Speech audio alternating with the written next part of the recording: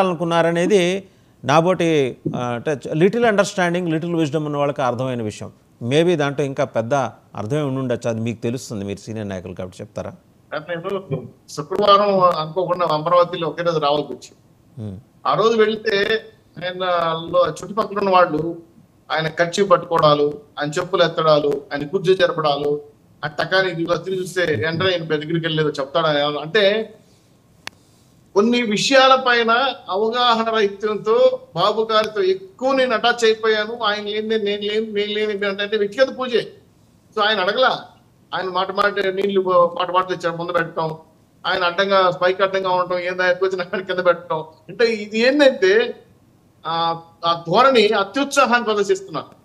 దాంతో కొంతమంది గతంలో ఈయనే బాబు గారే ఈయన అని చెప్పి ఆయన పదవి ఇవ్వడానికి అధికారులు భయపడేవాడు, ఆయన ఇంటర్వ్యూ వాళ్ళని భయపడేవాళ్ళు, పదవులు ఆనందంగా ఇచ్చేసేవాడు, ఏదైనా చెప్పి చేసేసేవాడు. సో పక్కన నిలబడి ఫోటో తీసుకున్నంత మాత్రాన అధికారుల యంత్రాంగం అంతా కూడా భయభ్రాంతులకు గురి చేసే విధంగా కొంతమంది వ్యక్తులు, ఒక వ్యక్తి పేరు నేను చెప్పదలుచుకోలేదు కానీ తిరుపతిలో ఒక ఆయన ఉన్నాడు, ఆయన అందరితో ఫోటోలు దిగుతాడు, కొన్ని మీడియా సంస్థలు మాట్లాడతాడు. ఈ మధ్య తిరుమల దర్శనాలకి ఒక లెటర్ పెట్టించాడు. ఆయన ఏదో ఫోన్ పే ద్వారా డబ్బులు వేశారంట. ఆ చివరికి ఆ దర్శనం ఆయన కాలే. ఆయన హైదరాబాద్ లో కూర్చొని కాల్ చేస్తున్నాడు, పార్టీ ఆఫీస్కి ఫోన్ చేస్తున్నాడు, ఏమైనా మీ నాయకుడు అంట వాళ్ళంతా ఫోటోలు ఉన్నాయి ఇవేంటంటే ఆయన చివర ఎవరైనా వ్యక్తి ఎదిగితే ఆయన పార్టీ సభ్యత్వం కూడా లేదే, ఎవరితోనో ఫోటోలు దిగాడు, డబ్బులు తీసుకున్నాడు, ఆయన అకౌంట్ లో పడింది, ఫోన్ పేలో పడిపోయింది, దర్శనం ఇప్పిస్తారని చెప్పాడు, తీసేసాడు, స్విచ్ ఆఫ్ చేసి. ఇలాంటి కోటరీలో ఉండే కొంతమంది వ్యక్తులు ఇట్లాంటి వారికి ప్రోత్సహిస్తున్నారు. మీరు గతంలో నేను చంద్రబాబు డిబేట్ కూడా చేశాం సార్. పాద నమస్కారానికి ఒక రేటు, ఎంట్రీకి ఒక రేటు, స్పెషల్ ఎంట్రీకి ఒక రేటు, అలాగే పర్సనల్ ఇంటరాక్ట్ ఒక రేటు అని గతంలో జరిగేది. లఘు దర్శనం, మహాలఘు దర్శనం, దీర్ఘ దర్శనం అని ఉన్నాయి, ఇదివరకు ఉండేవి మీ పార్టీలో, ఇప్పుడు నేను భగవంతుడితో పోల్చలేక ఇలా చెప్పాను. ఎందుకంటే భగవంతుడు మనిషి మానవ రూపణ కాదు కదా, కాబట్టి నేను ఆ విధంగా చెప్పాల్సి వచ్చింది. సో ఇవన్నింటికి కూడా పురస్కారం పెట్టాలి. మారిన బాబు గారు గతంలో ఐఏఎస్ ఆఫీసర్లు లేక చుట్టూ తిరిగేవాడు, ఇప్పుడు ఐఏఎస్ నాకు కనబడట్లా, ఐపీఎస్ కనబడట్లా, బయట పంపించేస్తాను, ఇంటర్వ్యూ ఉంటే రండి, పర్పస్ ఉంటే రండి, నేను వెళ్ళిపోండి అని చెప్తున్నాను. మా కార్యకర్తలకు టైం కేటాయిస్తాను, మంత్రులు ఎమ్మెల్యేలు మీరు మీ సేవగా పార్టీ ఆఫీస్కి రండి, ఇది అవసరం, ఖచ్చితంగా రావాల్సిందే మీరు అని చెప్పి మ్యాండేట్ పెడుతున్నాను. ఇది కాకుండా జనంలో ఉండండి, నాతో వదలాల్సింది.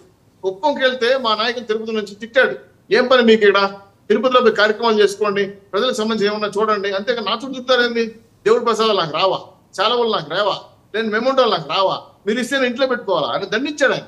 మేము కూడా ఆశ్చర్యపోయాం, నిజంగా నేను పైన ఇంత గట్టిగా చెప్తున్నాడు.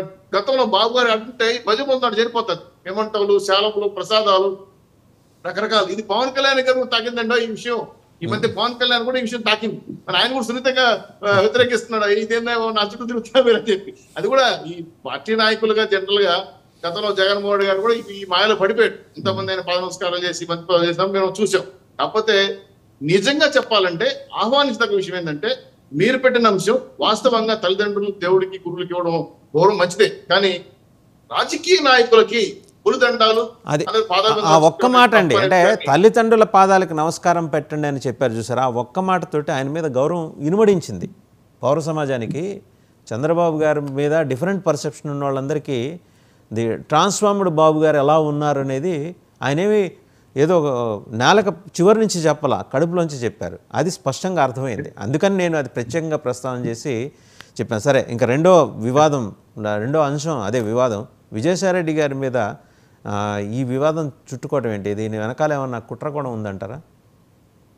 సార్, నేను అనవసరంగా ఒక మహిళ పైన లేదా వ్యక్తి పైన అబాండాలు ఏదలుచుకోవడం కోసం మహిళను నేను లాగలేదు, విజయసాయిరెడ్డి గారి వ్యవహారం. మీరు చెప్పిన మాటకి నిప్పులేందే ప్రోగ్రాం.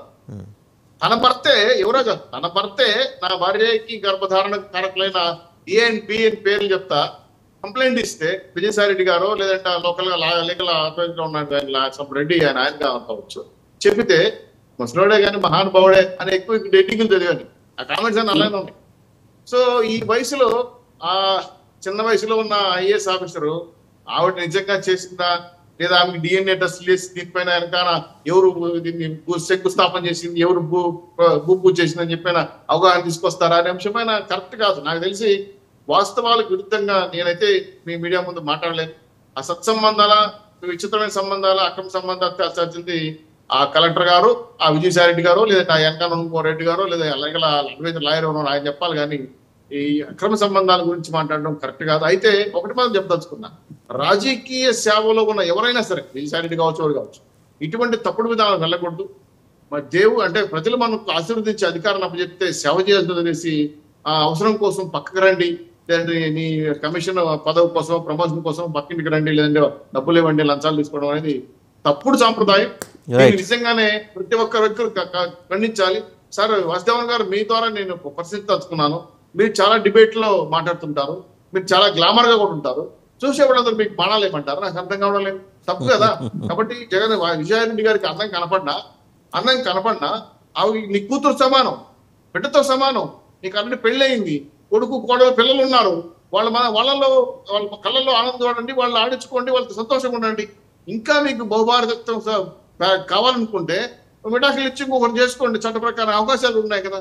కాబట్టి పరాయోడి భార్య మనకు చెల్లెల్లాగా భావించాలి, మన ఇంటి ఆడబిడ్డగా భావించాల్సిన ఈ హిందూ సాంప్రదాయానికి మరి క్రిస్టియన్ సమాజం పునాది వేసిందా, లేదా విధ్వంసం చేస్తా ఉందా, లేదంటే అటువంటి సంస్కృతి ఇంపుట్ చేస్తుందని గతంలో మత మార్పులు కూడా చూసాం. కాబట్టి సో మీకు ఉపాధికారిగా అంటే జిల్లా దేవాదాయ శాఖలో ఉప కమిషనర్ గా కావాలంటే తప్పు చేయమని చెప్పి అడిగారు.